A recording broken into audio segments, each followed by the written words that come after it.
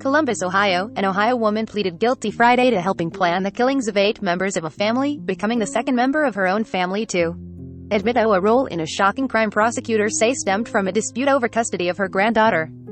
Angela Wagner, 50, pleaded guilty in southern Ohio's Pike County to conspiracy to commit aggravated murder, along with burglary, evidence tampering and other charges.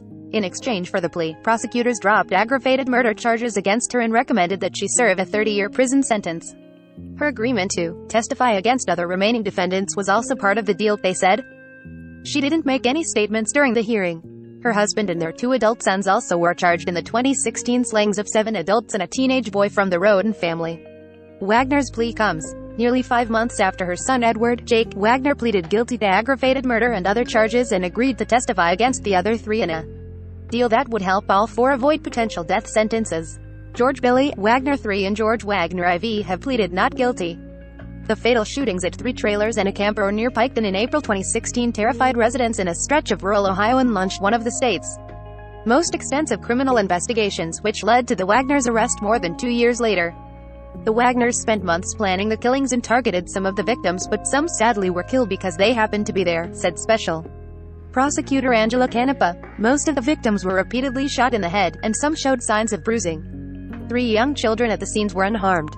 The victims were 40-year-old Christopher Roden Sr., his ex-wife 37-year-old Dana Roden, their 3 children, 20-year-old Clarence Frankie Roden, 16-year-old Christopher Jr., and 19-year-old Hannah, Clarence Roden's fiancée, 20-year-old Hannah Gilly, Christopher Roden Sr.'s brother, 44-year-old Kenneth Roden, and a cousin, 38-year-old Gary Roden.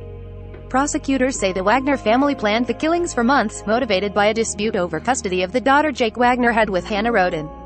The Wagners used guns with homemade silencers, allowing them to kill their victims as they slept, according to the prosecutors. Angela Wagner was fully aware of the plans and bought several items used to carry out the killings, including phone jammers that would have prevented the victims from calling for help, Canepa said. She also forged custody documents and monitored some of the victims' social media accounts before the killings, Canepa said.